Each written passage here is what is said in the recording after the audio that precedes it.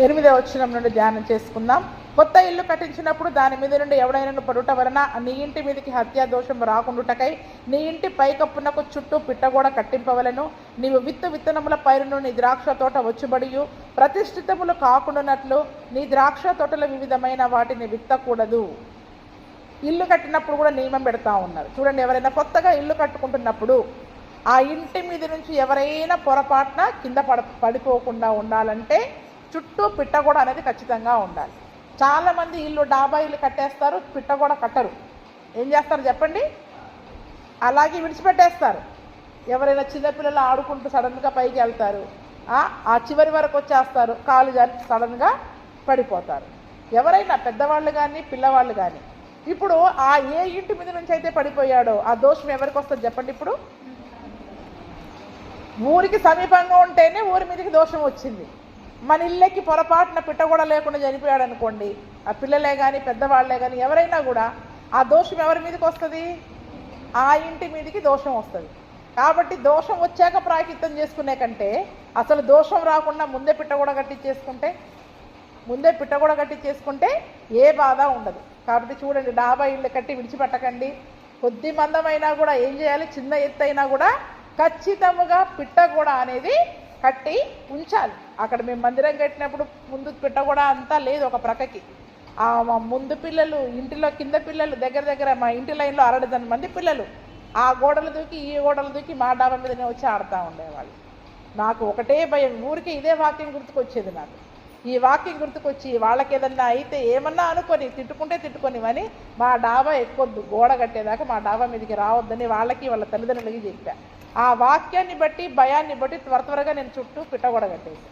ఎందుకంటే ఏదన్నా మేము ఉండము, ఆడుకుంటూ ఆ జామకాయల కోసం దూకుతారు, పళ్ళ కోసం దూకుతారు, ఆ గోడలు దూకి చిన్న గోడే కాబట్టి వాళ్ళ ఇంటి మీద నుంచి మా పైన ఇంటి దూకుతారు. దూకి ఏదన్నా అయితే మా మీదకి వస్తుంది. ఆ పిట్టగోడ లేకపోవడం వల్ల ఆ గోడ మీద నుంచి ఆ డాబా మీద నుంచి జామ చెట్టు మీదకి దిగి అక్కడి నుంచి కిందికి దిగుతున్నారు. అవన్నీ చూసినప్పుడు నాకు చాలా భయం వేసేసింది. అంటే చూడండి, ఏదైనా ఒక అపాయము అనేది జరుగుతుంది, ఇలా ఉండడం వల్ల ఇది సమస్య అని మనకు అనిపించినప్పుడు వెంటనే ఏం చేయాలి? ఆ యొక్క సమస్య రాకుండా, ఆ యొక్క జరగకుండా మనం జాగ్రత్త పడే వారముగా ఉండాలి. అందుకని చూడండి, ఇంటి పైకప్పుకి చుట్టూ పిట్టగోడ కట్టించాలని కూడా వాక్యంలో ఉంది. అలా డాబా కట్టి విడిచిపెట్టడానికి వీలు లేదు. అంతేకాకుండా ద్రాక్ష తోట వచ్చుబడి విత్తనాలు విత్తిన పైరు ప్రతిష్ఠితములు కాకుండా నీ ద్రాక్ష తోటలో వివిధమైన విత్తకూడదు. ఏం చేయకుంటున్నారు? ద్రాక్ష తోట వేశారు. ఆ ద్రాక్ష తోట అంతా కూడా దేవునికి ప్రతిష్ఠితముగా ఉండాలి. ఇప్పుడు రకరకాల విత్తనాలు వేశారనుకోండి, రకరకాల విత్తనాలు అక్కడ వేయడానికి వీలు లేదు. అందులో దేన్ని ప్రతిష్ఠిస్తావు దేవునికి చెప్పండి? అందుకనే ప్రతిష్ఠితమైన దానికి ఏదైనా విత్తనముల పైరే కానివ్వండి, ద్రాక్ష తోటే కానివ్వండి, అంటే పొలమే కానివ్వండి, పండ్ల తోటే కానివ్వండి, రకరకాల వేయడానికి వీలు లేదు. ఒకటే వేయాలి. వేస్తే తోటలో ద్రాక్ష తోటే వేయండి, ద్రాక్ష తోటలో ద్రాక్ష తోటనే వేయాలి. పొలంలో కూడా ఏ విత్తనాలు అయితే విత్తుతావో అదే విత్తనాలు వేయాలి. ఎందుకంటే దేవునికి ఒక పొలాన్ని కానీ దాన్ని కానీ మనం ప్రతిష్ఠించినప్పుడు అది దేవునిదే ఉండునట్లు అన్నిటినీ కలపడానికి వీలు లేదు కదండి. ఈరోజు మనం కూడా మన జీవితాన్ని దేవునికి ప్రతిష్ఠించాం. ఇది మన జీవితం. అందుకనే మన జీవితంలో కూడా దేవునికి ప్రతిష్ఠించిన తర్వాత, మన హృదయాన్ని కూడా దేవునికి ప్రతిష్ఠించిన తర్వాత వేరే లోకానుసారమైనవి వివిధ రకాలైన పద్ధతులు ఏవి మనలోనికి రావడానికి వీల్లేదు. ఎలా ఉండాలి చెప్పండి? ఈరోజు మన జీవితం కూడా దేవునికి సమర్పించుకున్నాక దేవునికే సమర్పించుకోవాలి. వివిధ రకాలైన పద్ధతులు, లోకాచారాలు, లోక పద్ధతులు అన్నీ నేను దేవుని పద్ధతులు చేస్తా, లోక పద్ధతులు చేస్తా అంటే మనము దేవునికి ప్రతిష్టను పోగొట్టుకుంటున్నాం. దేవునికి ఇచ్చిన ప్రతిష్టని పోగొట్టుకునే వారిగా ఉంటా ఉన్నాం. యాకోబు పత్రిక 3వ అధ్యాయం 11వ వచనం చదవండి. నీటి బుగ్గలో ఒక్క జల నుండియే తీయని నీరును చేదు నీరును ఊరునా? నా సహోదరులారా, అంజూరపు చెట్టున ఒలివ పండ్లైనను ద్రాక్ష తీగెను అంజూరపు పండ్లైనను కాయునా? అటువలనే ఉప్పు నీళ్ళలో నుండి తీయని నీళ్లును. ఈరోజు మనం దేవునికి ప్రతిష్ఠించబడిన తర్వాత మంచి ఫలాలే ఫలించాలి, ఆత్మ ఫలాలే ఫలించాలి. కానీ లోకానుసారంగా ఉంటే ఏమైతే చెప్పండి? లోక సంబంధమైన ఫలాలన్నీ ఫలిస్తున్నాం, కానీ దేవుని కొరకు ఫలించాల్సిన ఫలాలు మాత్రమే ఫలించట్లే.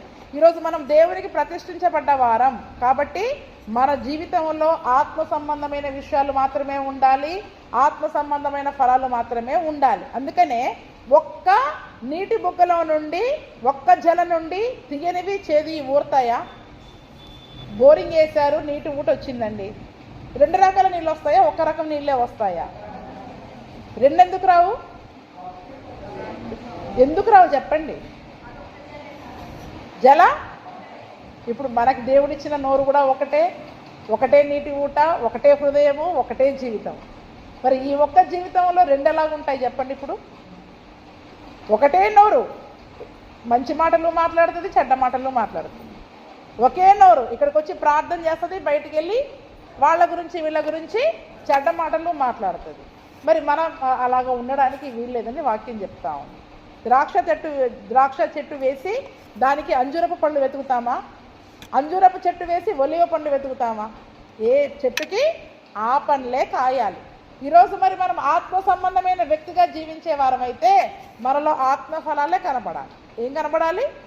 ఆత్మఫలాలే కనపడాలి. మరి కనపడుతున్నాయా ఆత్మఫలాలు? దేవుని ప్రేమ కనపడుతుందా? దేవుని యొక్క విశ్వాసం కనపడుతుందా? ఆ సాత్వికము, అంటే ఆశా నిగ్రహము అవన్నీ మనలో కనబడుతున్నాయా? అటు దీర్ఘశాంతం మనలో ఉందా? కనపడటం లేదు. అందుకనే ఉప్పు నీళ్ళలో నుండి తీయని నీళ్లు ఊరవు. ఈరోజు మనం ఉప్పు నీటి ఊటగా ఉన్నామా, తీయని నీటి ఊటగా ఉన్నామా? 2 ఉన్నాయంటే కుదరదు.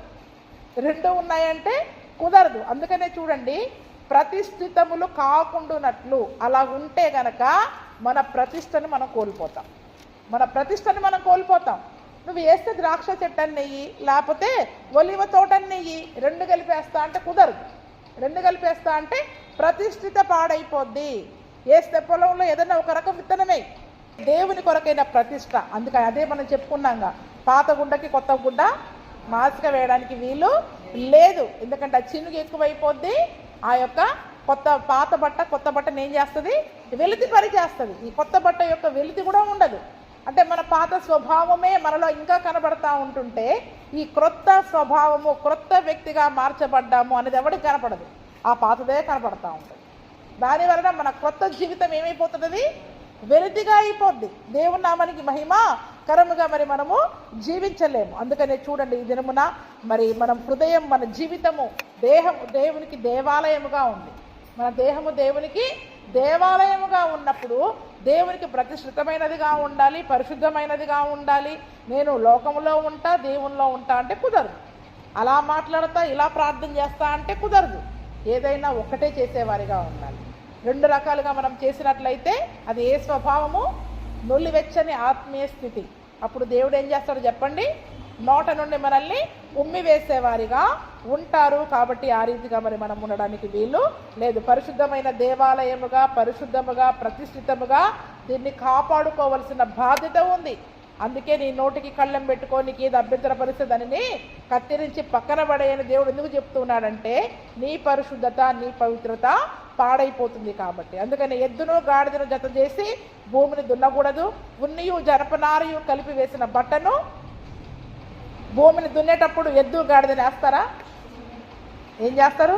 వేస్తే 2 ఎద్దులే ఉండాలి. కానీ ఒకటి ఎద్దు ఒకటి గాడిద కలిపి దున్నే ప్రయత్నం చేస్తే అవి అసలు ఆ పనే జరగదు. ఈరోజు మరి మన ఆత్మీయ జీవితాన్ని కూడా నడిపించాలి అంటే ఇటు లోకము, ఇటు దేవునిలో 2 రకాలతో నేను ప్రయాణం చేస్తా అంటే కుదరదనమాట. అందుకని ఉన్ని జనపనార కలిపి వేసిన అంటే దేనికి అయితే కలవదో, ఎటువంటి పాత స్వభావానికి క్రొత్త స్వభావానికి పొంతన లేదో దేవుడు అక్కడ ఖచ్చితంగా చెప్తా ఉన్నాడు. ఈరోజు మరి మన ఆత్మీయ స్థితి అతుకులేసుకుని బ్రతుకుతామని ఇలాగే మనం ఉన్నట్లయితే గనక అది దేవుని దృష్టిలో హేయమైంది. మన ప్రతిష్టను పాడు చేసుకుంటున్నాం, మన పరిశుద్ధతని పాడు చేసుకుంటున్నాం. మనకి మనం అనుకుంటున్నాం నీతిమంతులుగా ఉన్నాం, పరిశుద్ధంగా ఉన్నాం అనుకుంటున్నాము, కానీ దేవుడికి మాత్రం మనలో 2 స్వభావాలు కనపడుతున్నాయి. నులివెచ్చని ఆత్మీయ స్థితే అక్కడ కనబడుతూ ఉంది. కాబట్టి అటువంటి ఆత్మీయ స్థితిని మరి మనం కలిగి ఉండడానికి వీలు లేదు. 12వ వచనం, నీవు కప్పుకొని నీ బట్ట 4 చెంగులకు అల్లికలను చేసుకోవాలి. ఆ దినమున ఇజ్రాయేలులకు ఇచ్చిన సూచన కదండి. వస్త్రాన్ని అలా చున్నీ కప్పుకుంటారు. అలా తల మీదుగా వాళ్ళు కప్పుకున్నప్పుడు 4 వైపులా ఆ యొక్క బట్టకి 4 వైపులా ఏముండాలంట, అల్లిక పని ఉండాలి. ఖచ్చితంగా లేసులు చేతి పనులతో లేసులు కుట్టుకుంటారు కదా, అందులో దేవుని యొక్క వాక్యాలను కూడా వారు రాసుకొని ఆ యొక్క చొక్కా అంచులకి, ఆ యొక్క తల మీద కప్పుకునే అంచులకి, ఆ 4 చెంగులకి కూడా అల్లికలను వాళ్ళు రాసుకునేవాళ్ళు. ఎందుకంటే వాళ్ళు తల మీద కప్పుకున్నప్పుడల్లా కూడా ఆ యొక్క అంచు ఇలా కనబడినప్పుడు ఏం కనపడుతుంది, వాళ్ళకి దేవుని యొక్క వాక్యం మరి అక్కడ కనిపించేదిగా ఉంటా ఉంది. కాబట్టి చూడండి, ఈ దినమున ఆ దినమున వాడికి ఖచ్చితంగా, అందుకనే చుట్టూ బార్డర్ లేకుండా వారు ఆ యొక్క బట్టలను వేసుకోరు. ఖచ్చితంగా దేవుని యొక్క వాక్యాన్ని వాళ్ళు అల్లుకునే వాళ్ళు అనమాట. 13వ వచనం, ఒకడు స్త్రీని పెళ్లి చేసుకుని ఆమెను కూడిన తర్వాత ఆమెను వల్లక ఆమె మీద అవమాన క్రియలు మోపి ఆమె చెడ్డదని ప్రచురపరిచి, ఈ స్త్రీని నేను పరిగ్రహించి ఈమె దగ్గరికి వచ్చినప్పుడు ఈమె ఎందుకు కన్యాత్వం నాకు కనబడలేదని చెప్పిన ఎడల ఆ చిన్నదాని తల్లిదండ్రులు ద్వారముందున్న ఆ ఊరి పెద్దల యొద్దకు ఆ చిన్నదాని కన్యాతి లక్షణములను తీసుకొని రావలను. అప్పుడు ఆ చిన్నదాని తండ్రి, నా కుమార్తెను ఈ మనుషునికి పెళ్లి చేయగా ఇదిగో అతడు ఈమెను వల్లక నీ కుమార్తె ఎందుకు కన్యాత్వం నాకు కనబడలేదని అవమాన క్రియలు చేసిన అని ఆమె మీద నింద మోపాడు. అయితే నా కుమార్తె యొక్క కన్యాత్వమునకు గుర్తులివే అని పెద్దలతో చెప్పి పట్టణపు పెద్దల ఎదుట ఆ బట్టను పరచవలను. అప్పుడు ఆ ఊరి పెద్దలు ఆ యొక్క మనుష్యుని పట్టుకొని శిక్షించి 100 వెండి రూకలు అపరాధముగా వాని యొద్ద తీసుకొని ఆ చిన్నదాని తండ్రికి ఇయ్యవలెను. ఏలయనగా అతడు ఇజ్రాయేలీయురాలైన కన్యకను అవమానపరిచి ఉన్నాడు. అప్పుడు ఆమె అతనికి భార్య అయి ఉండును. అతడు తాను బ్రతుకు దినములన్నిటినూ ఆమెను విడవడానికి వీలు లేదు. అయితే ఆ మాట నిజమైన ఎడల, అనగా చిన్నదాని యందు కన్యకా లక్షణములు కనబడని ఎడల, వారు ఆమె తండ్రి ఇంటి యొద్దకు ఆ చిన్నదానిని తీసుకుని రావలను. అప్పుడు ఆమె ఊరివారు ఆమె రాళ్లతో చావగొట్టవలను. ఏలయనగా ఆమె తన తండ్రి ఇంట వ్యభిచరించి ఇజ్రాయేలులో దుష్కార్యము చేసెను. అట్లు ఆ చెడుతనమును నీ మధ్య నుండి మీరు పరిహరించుదురు. చూడండి, చాలా నియమాలు చెప్తా ఉన్నాడు ఇక్కడ. ఎవరిదైనా తప్పిపోయినప్పుడు మనం వేసుకునే వస్త్రధారణ గురించి, పక్షుల కోటిగూళ్ళ గురించి, ఇంటి గురించి, పంట గురించి, అంతేకాకుండా ఇక్కడ లైంగిక సంబంధమైన పరిశుద్ధత గురించి చెప్తా ఉన్నారు. ఒక యవ్వనస్తురాలైన స్త్రీ మరి పెళ్లి చేసిన తరువాత ఆమెను వల్లక ఆమె మీద అవమాన క్రియలు మోపాడంట.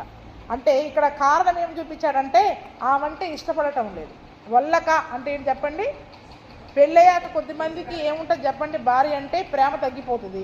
ఆమె అంటే ఇష్టం లేకుండా ఆమె పైన ఏదో ఒక నేరం మోపాలని చెప్పి ఏం చెప్తారు, ఈమె కన్యక కాదు, ఈమెకి ముందే చాలా చెడ్డ అలవాట్లు ఉన్నాయని ఆమె పైన ఏదో ఒక నేరాన్ని మోపి ఏం చేశాడంట, పంచాయతీ పెట్టించేశాడు. పెద్దల ముందు మరి పంచాయతీ పెట్టించినప్పుడు తల్లిదండ్రులను పిలిచి ఏం చేయాలి, మరి ఆ యొక్క తల్లిదండ్రుల దగ్గర ఆమె గురించిన విచారణను వారు చేయాలి. అయితే ఆ తల్లిదండ్రులు ఆమె కన్యక అని అక్కడ రుజువు చేయాలి. కన్యక అని మరి తల్లిదండ్రులు అక్కడ రుజువు చేయాలి. రుజువు చేసినప్పుడు ఈ యొక్క వ్యక్తి మోపిన నిందలన్నీ కూడా వట్టివే అని రుజువైనప్పుడు ఈ యొక్క వ్యక్తి ఏం చేయాలి, ఫైన్ కట్టాలి. ఏం చేయాలి చెప్పండి, ఫైన్ కట్టాలి. ఎంత కట్టాలంట, 100 వెండి రూకలు. 100 వెండి రూకలు అపరాధముగా మరి ఫైన్ కట్టాలి. ఆ యొక్క ఫైన్ని తీసుకెళ్ళి అమ్మాయి యొక్క తండ్రికి ఇస్తారు. ఒకవేళ ఈ వ్యక్తి చెప్పిన సంగతులు నిజమైనవి అనుకోండి, నిజమే అయినాయి అనుకోండి, అప్పుడు ఏం చేయాలి, ఆ తల్లిదండ్రులు ఆమెను తీసుకుని వెళ్ళిపోయి మరి ఇటువంటి ఇజ్రాయేలీలలో ఇటువంటి దోషము పాపము ఆమె చేసింది కాబట్టి ఆమెను ఊరి వాళ్ళందరూ కలిసి మరి ఆ యొక్క రాళ్లతో ఆమెను చావగొట్టాలంట. ఇంకా ఇటువంటి సంగతులు ఈ రోజుల్లో ఉంటే గనక ఎవ్వరూ పాపం జోలికి వెళ్ళరు. ఈరోజు యవనస్తులు చాలా భయంకరంగా తయారైపోయారు. ఎందుకంటే దేవుని యొక్క వాక్యం ఏమని సెలవిస్తుందంటే, యవ్వన కాలంలో ఉన్నప్పుడు లైంగిక సంబంధమైన పరిశుద్ధతను గురించి దేవుడు సెలవిస్తూ ఉన్నాడు. ఎందుకంటే మరి హెబ్రీలకు రాసిన పత్రికల్లో 13:4 అంటాడు, వివాహము అన్ని విషయములలో ఘనమైనదిగా ఉండాలి, పానుపు నిష్కల్మషమైనదిగా ఉండాలి. అంటే మరి ఆ యొక్క వివాహాన్ని దేవుడు ఘనంగా ఎంచాడు. ఆ ఘనమైన వివాహము జరగకముందే వీరు తమ యొక్క పరిశుద్ధతను పాడు చేసుకున్నట్లయితే, తమ్మును తాము అపవిత్రపరుచుకున్నట్లయితే అది దేవుని దృష్టిలో మరి ఘోరమైన పాపమే. కాబట్టి ఏం చేయాలంట, అది రుజువైతే కనుక ఆమెను తీసుకొని వెళ్ళి రాళ్లతో కొట్టి, తల్లిదండ్రులే ఆ ఊరి వాళ్ళందరూ ఆమె రాళ్లతో కొట్టి చంపేయాలి. కాబట్టి తమ యవ్వన బిడ్డలు ఏ రీతిగా ఉంటున్నారనేది కూడా తల్లిదండ్రులు జాగ్రత్తగా చూసుకోవాలి. అది పురుషులే కానివ్వండి, స్త్రీలే కానివ్వండి. ఇది స్త్రీలకే కాదు, ఈవెన్ పురుషులైనా సరే పెళ్ళి కాకముందే తమ్మును తాము అపవిత్రపరచుకోవడానికి వీలు లేదు. యోసేపు తన్ను తాను పవిత్రంగా కాపాడుకున్నాడు. ఈరోజు మరి మన యవ్వనస్తులు పవిత్రంగా ఉంటున్నారా లేదా, మరి వారు పవిత్రతను కాపాడుకుంటున్నారా లేదా, ఏదైనా పాపములో పడిపోతున్నారా అని మరి మనం జాగ్రత్తగా వారిని చూసేవారిగా ఉండాలి. కొత్త నిబంధనలో ఏం చెప్పబడింది చెప్పండి? పాపము చేస్తేనే పాపం కాదు, వ్యభిచారం ఒక స్త్రీతో పురుషునితో పడుకుంటేనే పాపం కాదు, మోహపు చూపు చూసినా పాపమే. ఏం చెప్పండి? అబ్బాయిలను చూసి అమ్మాయిలు, అమ్మాయిలను చూసి అబ్బాయిలు ఒక చెడ్డ ఆలోచనతో తమ హృదయంలో అటువంటి చూపును కలిగి ఉన్న, ఆలోచనను కలిగి ఉన్న అది వ్యభిచార సంబంధమైన నేరము. కాబట్టి మన యవ్వనస్తుల యొక్క ఆలోచనలు, తలంపులు, చూపులు, ముఖ్యంగా అన్నిటికంటే ముఖ్యంగా ఫోన్లలో వాళ్ళు ఏం చూస్తున్నారు, అవి చూసి ఏమైపోతున్నారు చెప్పండి? తమ్మును తాము అపవిత్రం చేసుకుంటారు. ఫోన్లలో చూడకూడని అన్నీ సులువుగా దొరికేస్తున్నాయి, సులువుగా దొరుకుతూ ఉన్నాయి. ఒకప్పుడు రహస్యమైనంగా జరిగే అన్నీ కూడా ఇప్పుడు ఫోన్లలో కనపడతా ఉన్నాయి. ఇప్పుడు అవన్నీ చూస్తున్నారు యవ్వనస్తులు, సీక్రెట్గా చూస్తున్నారు. మీ పిల్లలు యవ్వనస్తులు ఏం చేస్తారు మీకు తెలియదు, ఫోన్లకి లాకులు పెట్టేస్తారు. ఫోన్ లాకులు ఎంతమంది పిల్లల ఫోన్ లాకులు తల్లిదండ్రులకు తెలుసు చెప్పండి? ఓపెన్ చేశారనుకోండి, వీళ్ళు చూసే అన్నీ బయటపడిపోతాయి కదా అని తల్లిదండ్రులు కూడా పిల్లల ఫోన్లు లాక్ ఏం చేస్తారు చెప్పండి? లాక్ వేసేసేవారిగా ఉంటారు. వాళ్ళకి మాత్రమే ఆ లాక్ తెలుస్తుంది. వచ్చినప్పుడు వాళ్ళు మాత్రం లాక్ తీసుకొని ఏం చేస్తారంటే మళ్ళీ చూడాల్సినవన్నీ చూస్తారు. తల్లిదండ్రులు మీ పిల్లల యొక్క ఫోన్ లాక్ సీక్రెట్ మీకు తెలియాలి. ఆ యొక్క పాస్వర్డ్ ఏంటి అడగండి. ఏమడగాలి చెప్పండి? ఆ ఫోన్ పాస్వర్డ్ ఏంటి అడగండి. వాళ్ళు ఏం చూస్తున్నారో ఫోన్లలో చూడండి. నేను మా ఇద్దరు పిల్లల ఫోన్లకి లాకులు ఉంటాయి. మా ఇంట్లో నలుగురి ఫోన్లకి లాకులున్నా అందరి లాకులు అందరికీ తెలుసు. వాళ్ళు వచ్చిన ప్రతిసారి కూడా నేను చెక్ చేస్తాను, ఇన్స్టాగ్రామ్ చెక్ చేస్తాను, ఎవరితో చాట్ చేస్తున్నారు, ఎవరెవరు ఫ్రెండ్స్గా ఉంటున్నారు. ఎందుకంటే ఒకవేళ దేని వలనైనా, ఎందుకంటే మన పిల్లలు మంచివారై ఉండొచ్చు, కానీ లోకం మంచిది కాదు, అపవాది మంచివాడు కాదు, మనల్ని పడేయలేడు. వాడు ఎవరిని పడేయాలని ప్రయత్నం చేస్తాడు? మన పిల్లల్ని పడవేసే ప్రయత్నం చేస్తాడు. అక్కడి నుంచి వాడు మనల్ని పడవేయాలని, బలహీనపరచాలని చూస్తాడు. కాబట్టి మీ ముందు అసలు పిల్లల ఫోన్లకి లాకులే ఉండొద్దు. ఒకవేళ వేసినా అత్యవసరమైన పరిస్థితిని బట్టి ఆ పాస్వర్డ్ ఏంటో మీకు తెలిసి ఉండాలి. ఏం చేయాలి చెప్పండి? పాస్వర్డ్ ఏంటో మీకు తెలిసి ఉండాలి. స్వతంత్రంగా వాళ్ళ ఫోన్ మీకు ఇచ్చేవారిగా ఉండాలి. నా ఫోన్ ఇవ్వను, నీ ఫోనే వాడుకో అనేటట్టుగా ఉండదు. అంటే వాళ్ళు ఏదో దాచిపెడుతున్నారని అర్థం, వాళ్ళు ఏదో దాచిపెడుతున్నారని అర్థం. ఎందుకంటే లైంగిక సంబంధమైన పరిశుద్ధత అనేది ప్రతి యవ్వనస్తుడికి, యవ్వనస్తురాలికి చాలా ముఖ్యమైనది. ఎందుకంటే వివాహము ఘనమైన వివాహంగా జరగాలి, వారి యొక్క పాన్పు పరిశుద్ధంగా ఉండాలి అంటే వారి యొక్క యవ్వన కాలాన్ని కూడా పరిశుద్ధంగా కాపాడుకోవాలి. ఫోన్ల ద్వారా చూసి పాపంలో పడిపోకూడదు, వారి ఆలోచనలు పాడైపోతాయి. ఈరోజు చిన్న పిల్లలు కూడా రేప్ చేయడానికి కారణం ఏంటి? 8th క్లాస్ పిల్లోడు 10th క్లాస్ పిల్లోడు రేప్ చేస్తున్నాడు, చిన్న పిల్లల్ని రేప్ చేస్తున్నాడు. కారణం ఏంటంటే ఫోన్లలో ఇవన్నీ చూసి ప్రేరేపించబడి అక్కడ ఎవరున్నారనేది వాడు కంటి ముందు కనబడదు. వాడు తెల్ల, చెల్ల, చిన్నపిల్లన, వృద్ధురాల, ముసలామెను కూడా రేప్ చేస్తున్నారు. ఎందుకంటే అవి చూడడం వలన వీరి యొక్క శరీరము ఉద్రేకానికి లోనైపోద్ది. దానిని వారు కంట్రోల్ చేసుకోలేక కళ్ళ ముందు ఎవరున్నారో కూడా కనబడకుండా మృగాల్లాగా మారిపోతారు. ఎలా మారిపోతారు? మృగాల్లాగా మారిపోతారు. కాబట్టి తల్లిదండ్రులకి తమ పిల్లలని గురించిన బాధ్యతను వారు కలిగి ఉండాలి. వారి తమ యవ్వన కాలంలో వాళ్ళు ఫోన్లలో ఏమి చూస్తున్నారు, చూడకూడని ఏదైనా చూస్తే వెంటనే 2 లాగి పెట్టండి, అవన్నీ తీసి పడేయండి. ఫోన్లలో ఏం చేయాలి? ఫోన్లలో అవన్నీ తీసి పడేయాలి. మీరు ఈ జాగ్రత్తలు చేయకపోతే కనుక వాడు అపవాది వాళ్ళకి చిక్కుతాడు. వారి యొక్క ఆలోచనలన్నీ అపవిత్రమైపోతాయి. వాడు మన దారి తప్పిపోయేవాడిగా ఉంటారు. అందుకనే చూడండి, ఈరోజు రహస్యంగా కల్వట్ల మీద కూర్చొని రాత్రిళ్ళు ఫోన్లు చూస్తుంటారు యవ్వనస్తులు. అక్కడ పోయి కూర్చొని ఫోన్ చూడాల్సిన అవసరం ఏంటి చెప్పండి వాడికి? ఇంట్లో అందరు ఉంటారు కదా, ఇంట్లో చూసేయన్నీ అందరూ చూస్తారు కదా, అవునా కాదా? వాడు బయట పోయి కల్వట్లో సీక్రెట్గా వాడు ఫోన్లు, అమ్మాయి కానీ అబ్బాయి కానీ బయటికి వెళ్ళి మాట్లాడుతున్నారు, బయటికి వెళ్ళి కన్వర్టర్ల దగ్గర రాత్రిళ్ళు కూర్చొని ఫోన్లు చూస్తున్నారంటే ఖచ్చితంగా వాళ్ళు ఏదో చేయకూడని చేస్తున్నారు, చూడకూడని చూస్తున్నారని చెప్పి వారిని గద్దించండి, వారిని సరిచేసే ప్రయత్నము చేయండి. ఎందుకంటే దేవుని యొక్క వాక్యం చెప్తా ఉంది, ఆ దినమున రాళ్లతో కొట్టి చంపేవాళ్ళు. 22వ వచనం కూడా చదువు చూడండి. ఒకడు మొగనాలితో శయనించుచుండగా కనబడిన ఎడల వారిద్దరు అనగా ఆ స్త్రీతో శయనించిన పురుషుడును స్త్రీయును చంపబడవలను, అట్లు ఆ చెడుతనమును ఇజ్రాయేలులో నుండి పరిహరించుదురు. అక్కడ వివాహం అయిన తర్వాత జరిగిన సంగతి చెప్తున్నారు. ఇది వివాహము అంటే వివాహం కాకుండానే మరి స్త్రీ పురుషులు అటువంటి పాపాన్ని చేసినా కూడా, అంటే వ్యభిచార సంబంధమైన పాపాన్ని చేసినా ఇద్దరిని చంపమనుందా, ఒక్కరిని చంపమనుందా చెప్పండి? అవునా? ఇప్పుడు యేసు ప్రభువుల దగ్గరికి వ్యభిచారంలో పట్టబడిన స్త్రీని తీసుకొచ్చారు. ఒక్కరిని పట్టుకొచ్చారా, ఇద్దరిని పట్టుకొచ్చారా చెప్పండి? ఆమెనే పట్టుకొచ్చారు. మరి అక్కడ వాడు కూడా చావాలని ఉంది కదా వాక్యంలో. అంటే సమాజం ఏం చేస్తుంది? డబ్బున్న వాళ్ళని, పలుకుబడిన వాళ్ళని కాపాడే ప్రయత్నం చేస్తుంది. ఎడుదిరిగి తప్పు చేసింది ఎవరు? అందుకే ముళ్ళు పోయి ఆకు మీద పడ్డా, ఆకు వచ్చి ముళ్ళు మీద పడ్డా ఆకుకే నష్టం అంట, ఆకుకే నష్టం. కాబట్టి చూడండి, మరి ఆ దినమున వ్యభిచారంలో పట్టబడ్డ స్త్రీని మరి ఆమె దగ్గరికి, యేసు ప్రభు దగ్గరికి తీసుకొని వచ్చి ఏమంటున్నారు?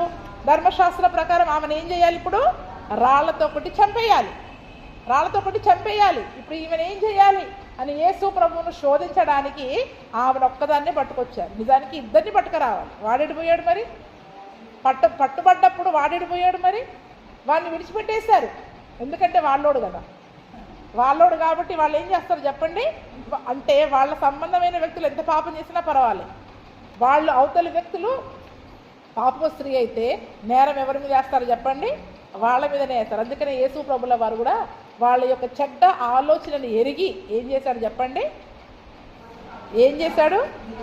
నేలపైన వాళ్ళు చేసిన పాపాలన్నీ రాస్తున్నాడు. మీలో పాపము చేయని వాడు మొదటగా ఈమె మీద రాయి వేయండి. నిజానికి వాక్యానుసారంగా చూసుకుంటే ఇద్దరిని రాళ్ళేసి కొట్టాలి. కానీ వీళ్ళు ఒక చెడ్డ ఆలోచనతో ఒక స్త్రీని మాత్రమే తీసుకొని వచ్చారు, ఆమెను చంపాలని ప్రయత్నం చేస్తూ ఉన్నాడు. కానీ యేసు ప్రభుల వారు మరి కృప చూపించారు కాబట్టి ఆమె పైన కృప చూపించారు, కనికరం చూపించి ఆమెను రక్షించే ప్రయత్నం చేసి ఆమెకు ఒక రెండవ అవకాశాన్ని ఇచ్చారు. ఎందుకంటే వాళ్ళ యొక్క చెడ్డ ఆలోచనను ఎరిగి ఏం చేశాడు? మరి ఆమెను చంపకుండా మీరు పాపము చేయని వాడు మొట్టమొదటిగా ఈమె మీద రాయి వేయండి అని వాళ్ళు చేసిన పాపాలన్నీ నేల మీద రాస్తూ ఉంటే ప్రతివాడు అయ్యో నా యొక్క జీవితం అంతా దేవుడు ఏం చేస్తున్నాడు ఇక్కడ? ఈరోజు మనం చేసిన పాపాలన్నీ మనం దాచిపెట్టుకుంటాం, ఎదుటి వాళ్ళ మీద ఏం చేస్తాం చెప్పండి? నేరారోపణలు చేస్తూ ఉంటాం. మన జీవితం ఏంటో దేవుడికి తెలుసు. అందుకే ఒకరి గురించి మనం చెడ్డగా మాట్లాడేటప్పుడు ముందు మన జీవితం ఏంటో కూడా మనం ఒకసారి పరీక్షించుకునే వారిగా మరి మనము ఉండాలి అని ఆ స్త్రీతో అంటూ ఉన్నాడు. వాళ్ళందరూ పారిపోయారు, రాళ్ళన్నీ అక్కడ విడిచిపెట్టి పారిపోయారు. అప్పుడు యేసయ్య అంటాడు, అమ్మా ఎవరు నీకు శిక్ష విధింపలేదా అంటే, ఎవరు నాకు శిక్ష విధింపలేదు తండ్రి అని ఆమె అన్నప్పుడు అతను అంటాడు, యేసుప్రభుల వారు అంటాడు, ఇక నువ్వు పాపము చేయకుండా జాగ్రత్తగా ఉండు అని ఆమెను హెచ్చరించి పంపించేస్తాడు. అంటే ఆమెకు అక్కడ ఒక రెండో అవకాశం ఇచ్చేశాడు. ఇప్పుడు క్రొత్త నిబంధనలోకి వచ్చేసరికి నిజానికి ఈ కారణాలను బట్టి చూస్తే అందరూ చావవలసిన వాళ్ళే కదండి. వివాహం అయిన తర్వాత కానివ్వండి, వివాహానికి ముందు కానివ్వండి, ఇటువంటి లైంగిక సంబంధమైన అపవిత్రత ఎవరిలో అయితే ఉంటూ ఉందో వాళ్ళందరూ ధర్మశాస్త్ర ప్రకారం చావాలి. కానీ కొత్త నిబంధనలో యేసు ప్రభుల వారు ఏం చేశాడు? ఒక సెకండ్ ఛాన్స్ ఇచ్చాడు అందరికీ కూడా. ఈరోజు మనందరికీ ఏమి ఇవ్వబడింది చెప్పండి? రెండవ అవకాశం. ఎలాగివ్వబడింది? ఆయన కృపను బట్టి రెండవ అవకాశం మనకి దొరికింది. ఇంకా రెండవ అవకాశం దొరికింది కదా అని మళ్ళీ మనం పాపం చేయడానికి వీల్లేదు. అది లైంగిక సంబంధమైన పాపమే కానివ్వండి, అబద్ధమే కానివ్వండి, చెడుతనమే కానివ్వండి, ఏ పాపమన్నా కానివ్వండి, ఈరోజు మనకు అవకాశం ఉంది, కృప మనల్ని కాపాడుతుందని చెప్పి మళ్ళీ మనం పాపం చేసేవారిగా ఉండడానికి వీలు లేదు. అందుకని చూడండి, ఆమెకు చెప్పిన మాటనే ఈరోజు ప్రతి ఒక్కరం నేర్చుకోండి. ఈరోజు కృపను బట్టి నేను రక్షించబడి ఉన్నాను, కృపను బట్టి నేను చావకుండా బ్రతుకుతున్నాను, కాబట్టి ఆ కృపను మనం నిర్లక్ష్యం చేయడానికి వీలు లేదు. ఒక రెండవ అవకాశం మనకి దొరికింది. ఈరోజు రెండవ అవకాశం దొరికి మనం బ్రతుకుతున్నాము అంటే అది కేవలం ఆయన ఉన్నతమైన కృప. 23వ వచనం కూడా చదువుకుంటాం. కానీ ఇక్కడ ప్రదానం చేయబడిన ఒక అమ్మాయి ఉంది. ఆ అమ్మాయిని ఎవరో ఒక వ్యక్తి ఏం చేశాడు చెప్పండి? పాడు చేసేసాడు. అప్పుడు ఇద్దరిని ఏం చేయాలని చెప్పండి, అక్కడ ఇద్దరిని రాళ్ళతో కొట్టి చావగొట్టాలి. ఎందుకంటే ఆమె సహాయం కొరకు కేకలు వేయలేదు. ఏం చేయాలి చెప్పండి? అటువంటి పరిస్థితి ఏదైనా వచ్చిందంటే ముందు మనం ఏం చేయాలి? కేకలు వేయాలి. అందుకని 25వ వచనంలో అంటాడు, ప్రదానం చేయబడిన చిన్నదానిని పొలంలో ఒకడు కలుసుకున్నప్పుడు ఆ మనుషుడు ఆమెను బలిమిని పట్టి ఆమెతో శయనించినడలా ఆమెతో శయనించిన మనుషుడు మాత్రమే చావవలను. ఆ చిన్నదానిని ఏమీ చేయకూడదు. ఆ చిన్నదాని యందు మరణపాత్రమైన పాపము లేదు. ఒకడు తన పొరుగు వాని మీదకి లేచి ప్రాణహాని చేసినట్టే ఇది జరిగింది. ఎందుకంటే ఒకడు ఇతను బలవంతం చేసి ఆమెను ఒకవేళ పాడు చేసినట్లయితే ఇది నరహత్యతో పాపం. ఏం చెప్పండి? పగబట్టి ఒక వ్యక్తిని హత్య చేయడంతో సమానమైన పాపముగా ఎంచాడు. కాబట్టి ఇతను దురుద్దేశంతో చేశాడు. కాబట్టి ఆ చిన్నదాన్ని ఏమి చేయడానికి వీలు లేదు. ఈ వ్యక్తిని మాత్రం రాళ్లతో కొట్టి చంపాలి. ఎందుకంటే ఆ చిన్నది కేకలు వేసింది కానీ ఆమెను అక్కడ రక్షించేవారు లేరు. అయితే చేయబడలేదు. కానీ ఒక యవ్వనస్తురాలైన అమ్మాయిని ఎవరైనా ఒక వ్యక్తి పాడు చేశాడు అనుకోండి, అక్కడ నియమం ఏమని చెప్పండి? ఖచ్చితంగా కూడా తండ్రికి 50 వెండి రూకలు ఫైన్ కట్టాలి. ఆ అమ్మాయిని ఖచ్చితంగా పెళ్లి చేసుకోవాలి. ఎందుకంటే ఆమెను ఏం చేశాడు? తను అవమానపరిచాడు. కాబట్టి ఆ స్త్రీని ఖచ్చితంగా పెళ్లి చేసుకోవాలి. 50 వెండి రూకలు ఫైన్గా ఇవ్వాలి. ఎవరికి ఇచ్చారు బైబిల్లో? యాకోబు కుమార్తె అయిన దీనా. యాకోబు కుమార్తె అయిన దీనా ఏం చేసింది? షెకెముకు వచ్చినప్పుడు తన దేశస్తుల దేశాన్ని చూడడానికి ఫ్రెండ్స్తో కలిసి బయటికి వెళ్ళింది. అక్కడికి వెళ్ళినప్పుడు ఆ యొక్క షెకెము యొక్క పెద్ద కొడుకు ఏం చేశాడు? ఈమెను చూసి చక్కగా ఉందని చెప్పేసి ఆమెను తీసుకుని వెళ్ళి మరి బలవంతం చేసి ఆమెని పాడు చేసేస్తాడు. ఆ సంగతి మరి యాకోబుకు తెలిసినప్పుడు మరి ఆ అన్నలు వచ్చే వరకు కూడా వేచి చూశాడు. అన్నయ్యలందరూ కూడా కోపంతో ఉన్నారు. కానీ ఏం చేశాడు? యాకోబు నెమ్మదిగా పెద్దవాళ్ళని కూర్చోబెట్టి మాట్లాడి, ఏమన్నా అడగండి, మీరు ఏమన్నా అడగండి, ఓలి అడగండి, కట్నం అడగండి. ఆదికాండం 34:12 ఉంటుంది. మీరు ఓలి కట్నం ఎంతనా అడగండి, నాకు ఆ అమ్మాయి అంటే ఇష్టము, నేను చేసుకుంటాను అని ఒప్పుకుంటాడు కదా. ఒప్పుకున్నప్పటికీ కూడా మరి వీళ్ళు వారు అన్యమతస్తులు కాబట్టి మీరు సున్నతి చేసుకుంటేనే మా అమ్మాయిని ఇవ్వడానికి వీలుంటుంది అని కపటముగా మాట్లాడారు. చివరికి వాళ్ళు సున్నతి చేసుకోవడానికి కూడా ఒప్పుకుంటారు. సున్నతి చేసుకున్న తర్వాత మరి యొక్క షిమ్యోను, లేవి వీళ్ళందరూ కలిసి వెళ్ళి వారందరినీ కూడా కత్తివాత చంపేస్తారు కదండి. అంటే చూడండి, ఒక యవ్వనస్తురాలని జాగ్రత్త చేయకపోవడం వల్ల అక్కడ ఎంత భయంకరమైన సంగతి జరిగింది. ఈరోజు మన యవ్వనస్తులు చక్కగా అటు వెళ్తాం, ఇటు వెళ్తాం, సరదాకి వెళ్తాం అని అంటే మనం ఏం చేస్తాం చెప్పండి?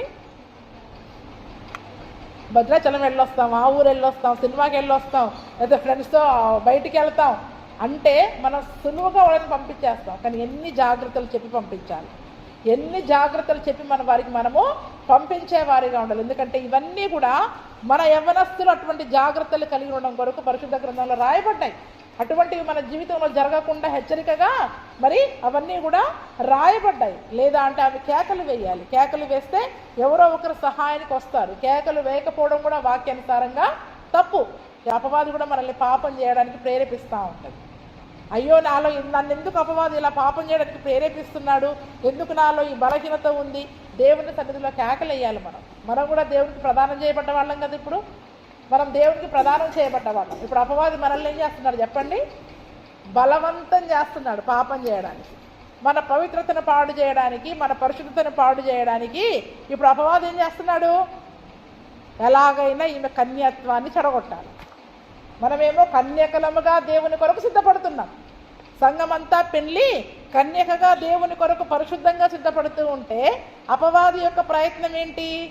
మన కన్యత్వాన్ని పాడు చేయాలి, మనల్ని చెడ్డవారినిగా దేవుని ముందు నిలబెట్టాలి, తీర్పులోనికి తీసుకుని రావాలి అని ఏదో రకమైన పాపాన్ని మన ద్వారా చేయించే ప్రయత్నం చేస్తూ ఉంటుంది. మనకు అర్థం కాదు. మనలో పాపం ఉందమ్మా, ఈ బలహీనత ఉందమ్మా, మిమ్మల్ని మీరు కడుక్కోండి అంటే నేనే పాపం చేయాల. కానీ ఆ అపవిత్రత దేవుడికి కనబడుతుంది. వాక్యం అనే అర్థం ముందు వచ్చినప్పుడు మనం పరిశుద్ధంగా ఉన్నామా, పవిత్రంగా ఉన్నామని కనబడుతుంది. కేవలం ఒక లైంగిక సంబంధమైన పరిశుద్ధతే కాదు, మన శరీర సంబంధమైన ఏ అపవిత్రత అయినా, మన ఆలోచనలను బట్టి కానీ, తలంపులను బట్టి కానీ, వాక్యంలో లేనిది ఏదో ఒకటి చేయించి మనల్ని అపవిత్రులనగా దేవుని ముందు నిలబెట్టాలని అపవాది ప్రయత్నం. సేవకుల ప్రయత్నం ఏంటి? పౌలేమంటాడు? మిమ్మలను నిర్దోషులను గాను, మచ్చ, ముడత, డాగు, కళంకము లేని నిర్దోషులముగా మహిమాయుక్తమైన సంఘముగా దేవుని ముందు నిలబెట్టాలని పౌలు గారి ప్రయత్నం, సేవకుల ప్రయత్నం. వాడేం చేస్తూ ఉంటాడు? ఏదో కళంకం, ఏదో మచ్చ, ఏదో ఒక నింద మన పైన ఆరోపణలు చేసి ఈమె కన్యక కాదు, ఈమె పాపపు స్త్రీ అని దేవుని ముందు నిలబెట్టాలని అపవాది చేసే ప్రయత్నం. ఈరోజు మనం ఏం చేయాలి చెప్పండి? అందుకనే పాపము ఏదైనా మనం చేయకూడని పాపము మనలో ఉంది అని వాక్యం ద్వారా దేవుడు తెలియజేసినప్పుడు దేవుని సన్నిధిలో కేకలు వేయాలి. మనం ఏం చేయాలి చెప్పండి? అయ్యో నాలో ఈ పాపం ఉంది ప్రభువా, నేను పాపిని, నన్ను కరుణించు. సుంకరి ఎలా ప్రార్థన చేశాడు? ఆకాశము వైపు కన్నులెత్తుటకైనను ధైర్యము చాలక రొమ్ము కొట్టుకుంటూ ప్రార్థన చేశాడు. అయ్యా నా యొక్క పరిశుద్ధత పాడైపోయింది, నా పవిత్రత పాడైపోయింది, నేను పాపిని, నన్ను క్షమించు అని పాపము కొరకై రొమ్ము కొట్టుకుంటూ ఏడ్చాడు ఈరోజు ఆయన. ఈరోజు ఆ అనుభవం ఎవరికీ లేదు. ఎంతసేపు నేను ఏ పాపము చేయలేదు, నేను నాలో ఏ పాపము లేదు అనుకునే వారంగానే ఉంటున్నాం. కానీ వాక్యం ద్వారా మనం ఎన్ని సరిచేయాలని ప్రయత్నం చేస్తూ ఉన్నా కూడా మనము చేయడం లేదు. రేపు దేవుని ఎదుట నిలబడినప్పుడు మన నీతి దేవునికి మురికి వస్త్రాలుగా కనబడతాయి. ఏం చెప్పండి? మన నీతి దేవునికి మురికి వస్త్రాలుగా కనబడుతుంది. దేవుని నీతిగా మనం మార్చబడితేనే అది పరిశుద్ధమైనదిగా దేవునికి కనబడతా ఉంది. అందుకనే చూడండి ఈ యొక్క వాక్యములో ఆ యొక్క ప్రదానము చేయబడిన స్త్రీ గురించి ఏ రీతిగా అయినా అటువంటి సంగతి జరిగినప్పుడు ఆ కిందది కేకలు వేయాలి. ఆ కేకలు వేసే అనుభవంలో మనం ఉండాలి. ప్రతినిత్యం అయ్యానాలు ఏదైనా పాపం ఉందేమో, నేను కన్యకగా ఉండకుండా నా కన్యత్వాన్ని ఏమైనా పోగొట్టుకున్నానేమో, ఏదైనా పాపము నాలో ఉందేమో అని దేవుని సన్నిధిలో ఎలుగెత్తి కేకలు వేసే అనుభవాన్ని మనము కలిగి ఉండాలి. చివరి వచనం, ఎవరెవరితో సంబంధాలను కలిగి ఉండాలి, ఏ వరసలను మనము కలిగి ఉండాలి. వరస తప్పి అక్రమ సంబంధాలు పెట్టుకోవడానికి క్రైస్తవత్వం అసలు ఒప్పుకోదు. ఎందుకంటే అది అపవిత్రమైన సంబంధాలు. అటువంటి అపవిత్రమైన సంబంధాలని వాక్యమే కానీ యేసు ప్రభువే కానీ ఎప్పటికీ ఒప్పుకోడు. అశుద్ధత లేని జీవితాలని ఎప్పుడు కూడా దేవుడు అక్కడ ఒప్పుకోడు. అందుకని చూడండి, తండ్రి భార్యను అంటే పిన్ని వరుస అయ్యే వాళ్ళని, చిన్నమ్మ వరుస అయ్యే వాళ్ళనే కానివ్వండి, వరుస కాని వాళ్ళనే కానివ్వండి, అసలు అటువంటి వారితో అటువంటి లైంగిక సంబంధమైన సంబంధాలు పెట్టుకోవడము వాక్యానుసారంగా విరుద్ధం, చట్ట విరుద్ధం, వాక్యానుసారంగా విరుద్ధమైంది. ఒకవేళ అటువంటి పాపాలు విశ్వాసంలో తప్పిపోయిన వారిని మనం సరిచేయాలి. యవ్వనస్తులు ఉన్నారు, యవ్వనస్తులు యవ్వన కాలంలో చాలాగా ఉన్నారు, తప్పిపోయేవారిగా ఉంటున్నారు. ఇప్పుడు మనం ఏం చేయాలి? వారిని లేవనెత్తాలి, వారిని సరిచేయాలి. అటువంటి పాపము ఏదైనా కనబడినా మన కళ్ళ ముందు మనమే గద్దించేవారిగా ఉండాలి. నాకెందుకులే అని మనం ఉన్నట్లయితే, నాకెందుకులే అని కళ్ళు మూసుకున్నట్లయితే కన్నులు మూసుకునే వాడికి బహుశాపములు కలుగుతాయి. ఏం కలుగుతాయంట? కన్నులు మూసుకునే వాడికి బహుశాపములు కలుగుతాయి. మేము కూడా చెప్పాం, మమ్మల్ని ద్వేషించిన వాళ్ళు కూడా ఉన్నారు. మా అమ్మాయి అలా చెయ్యదు అని ఎదురు మన మీద నిందలేస్తారు కొత్తగా. మీ గురించి మాకెందుకు తెలవదు, మీ పిల్లల గురించి ఎన్నన్నా వేసుకొని ఇవ్వండి. కానీ మనం ఏం చేయాలి చెప్పండి? మన కళ్ళ ముందు కనబడినప్పుడు, ఎవరైనా తప్పిపోతున్నప్పుడు, అది ఎటువంటి విషయంలో అయినా వారు దారి తప్పుతున్నారు, పడిపోతున్నారు, నాశనానికి వెళుతున్నారు అని కనబడినప్పుడు వారిని సరిచేసే బాధ్యత మనది. ప్రార్థన చేయాలి యవ్వనస్తుల కొరకు. అందుకే నేను చాలా ప్రార్థన చేయమంటున్నా. యవ్వనస్తులు తమ పవిత్రతను పాడు చేసుకోకుండా ప్రార్థన చేయండి. చాలామంది పాడు చేసుకుంటున్నారు. ఏ యవ్వనస్తుడు కానీ యవ్వనస్తురాలు కానీ తమ పరిశుద్ధతను పాడు చేసుకోవడానికి వీలు లేకుండా పట్టుదలతో ప్రార్థన చేయండి. అపవాది ఎవరిని కూడా బలవంతం చేసేవాడుగా, పాపము చేత బలిమి చేత ఈడ్చుకొని పోయేవాడిగా ఉండకుండా వారి కొరకు ఖరారు స్త్రీల వలె యేసయ్య పాదాల మీద పడే బాధ్యత మనందరి మీద ఉంది, మనందరిపైన ఉంది, మన తల్లిదండ్రుల పైన ఉంది, సంఘం పైన ఉంది. కాబట్టి సంఘంలో మనమందరము కూడా అటువంటి యవ్వనస్తుల కొరకు, చిన్న బిడ్డల కొరకు, ముఖ్యంగా సంఘము కూడా తమ పరిశుద్ధతను కాపాడుకునే విషయంలో, కన్యత్వాన్ని కాపాడుకునే విషయంలో జాగ్రత్త కలిగి ఉండినట్లు మనము కూడా దేవుని సన్నిధిలో ప్రార్థన చేసుకుంటూ ఎప్పటికప్పుడు వాక్యం అనే అద్దములో మన పాపాలని కడిగి వేసుకుంటూ తిరిగి దేవుని ముందు నిర్దోషులముగా కనబడాలి. ఎందుకంటే దేవుడు మనకి రెండవ అవకాశం ఇచ్చాడు. అటువంటి పాపాలను బట్టి మనం ఎప్పుడో చనిపోవలసిన వారం, ఆయన కృప మనకి రెండవ అవకాశం ఇచ్చింది. ఆయన కృప మనకి సెకండ్ ఛాన్స్ ఇచ్చింది. కాబట్టి ఈ రెండవ అవకాశాన్ని మనం జార విడుచుకుంటే ఇంకో అవకాశం లేదు, మనకి ఇంకొక అవకాశము లేదు, డైరెక్ట్ తీర్పులోనికే వెళతాం. కాబట్టి ఆయన కృపను నిర్లక్ష్యం చేసేవారముగా కాకుండా దేవుడు నన్ను రక్షించాడు, తిరిగి నా యొక్క దేహాన్ని కానీ, నా ఆలోచనలను కానీ, నా తలంపులను కానీ నేను పాడు చేసుకోకుండా దేవుని ముందు మరి కన్యకగా నిలబడాలి అనే భావనను మనం కలిగి ఉండాలి. ఆ రీతిగా ప్రార్థన చేసుకుందాం. మనమే కాదు, మన కుటుంబంలో ఉన్న యవ్వనస్తులు కానీ, యవ్వనస్తు రాను కానివ్వండి, దీనా వలె ఇంకా అటువంటి పాపాలు ఒకవేళ మా యవ్వన బిడ్డలు చేయడానికి వీలు, అపవాది వారిని ఆ పాపాలకి లాక్కుని వెళ్ళడానికి వీల్లేదని వారి యొక్క పరిశుద్ధత కొరకు మనం దేవుని సన్నిధిలో ఎలుగెత్తి ప్రార్థన చేసేవారముగా ఉండాలి. అటువంటి కృపా ప్రభువైన యేసుక్రీస్తు మనకందరికీ దయచేయునుగాక. ఆమేన్. ఆమేన్.